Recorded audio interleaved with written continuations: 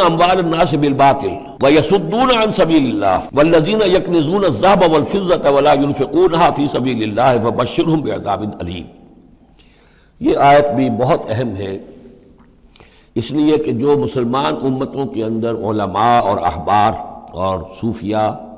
یا آپ ایک لفظ استعمال کریں مذہبی پیشوا، جو بھی ایک طبقہ بن جاتا ہے، اگر ان میں دنیا کی محبت اور مال کی محبت آ جائے، ایک عام کاروباری آدمی ہے، دنیا کا کاروبار کرتا ہے، اب ظاہر بات ہے حلال ذریعے سے کما رہا ہے، اچھا کھائے اچھا پہنے، ٹھیک ہے، کوئی جائیداد بھی بناتا ہے، کوئی حرام کام نہیں ہے، اس کی اولاد کو منتقل ہو جائے گی، لیکن یہ کہ جو شخص دین کی خدمت میں لگا ہوا ہے، اب اسے فرض کیجئے کوئی ہدیہ دے رہا ہے، کوئی اس کو اگر فرض کیجئے تحفہ دے رہا ہے یا کسی طریقے سے، تو دین کے لیے دے رہا ہے۔ اگر یہ لوگ بھی اپنے پاس دولت جمع کریں، اگر یہ اپنی جائیدادیں بنائیں، تو یہ بدترین انسان ہے آسمان کی چھت کے نیچے کے۔ یہ سمجھ لیجیے اچھی بات، عام آدمی کے لیے قانون اور ہوگا۔ اس حدیث کو ذہن میں لے آئیے، حضور نے فرمایا یوشک ان یاتی علی الناس زمان، مجھے اندیشہ ہے لوگوں پر ایک وقت ایسا آ جائے گا، کیسا آ جائے گا؟ لا یبقى من الاسلام الا اسمہ، اسلام میں سے اس کے نام کے سوا کچھ نہیں بچے گا، ولا یبقى من القرآن الا رسمہ، قرآن میں سے اس کے رسم الخط کے سوا کچھ نہیں بچے گا۔ مساجدہم عامرۃ، ان کی مسجدیں آباد بہت ہوں گی، شاندار ہوں گی، وہی خراب من الہدی، ہدایت سے خالی ہوں گی، وعلماؤہم شر الناس تحت ادیم السماء، اور ان کے علماء آسمان کی چھت کے نیچے کے بدترین انسان ہوں گے۔ من عندہم تخرج الفتنۃ وفیہم تعود، انہی میں سے فتنہ برآمد ہوگا، انہی میں گھس جائے گا۔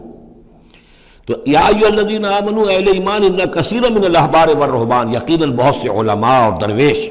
لا یاکلون اموال الناس بالباطل، وہ لوگوں کے مال ہڑپ کرتے ہیں باطل طریقے سے، ویصدون عن سبیل اللہ،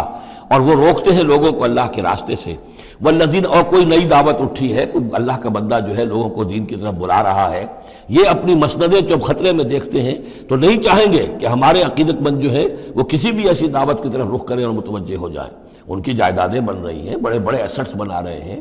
جب مرتے ہیں تو چھوڑ کر جائیدادیں جاتے ہیں، ان کی اولادوں کے پھر آپس میں مقدمے ہوتے ہیں، جھگڑے ہوتے ہیں۔ فرمایا والذین یکنزون الذهب والفضة، اور وہ لوگ کہ جو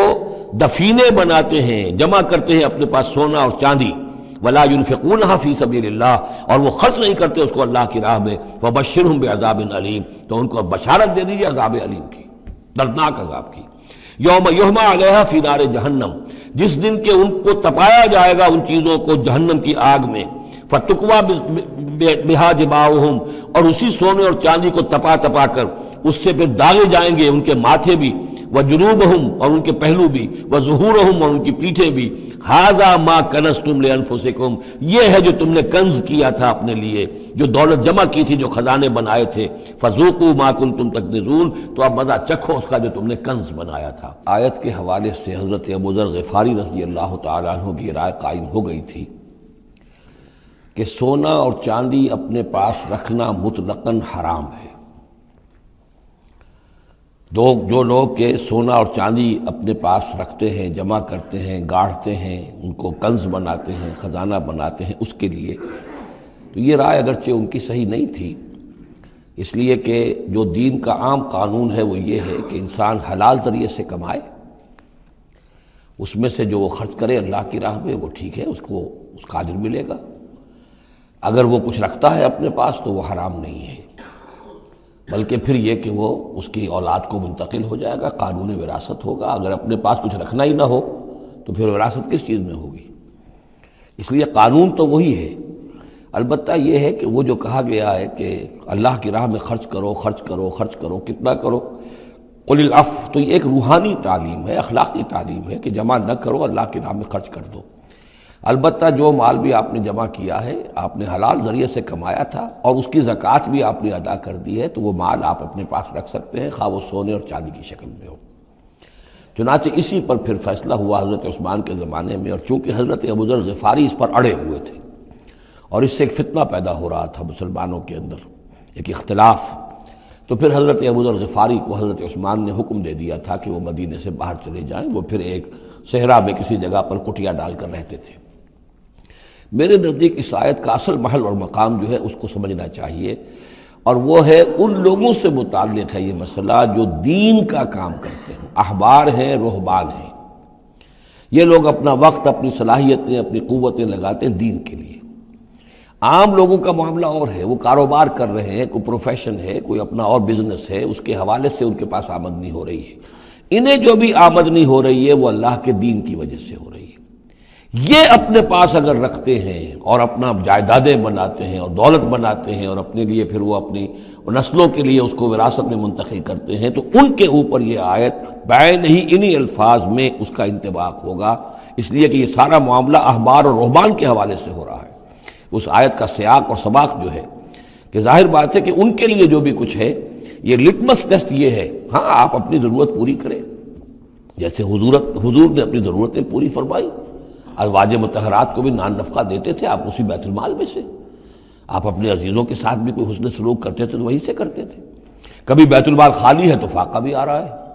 لیکن ضرورتیں پوری کریں، جائیداد بنا کر نہ چھوڑ کر جائیں۔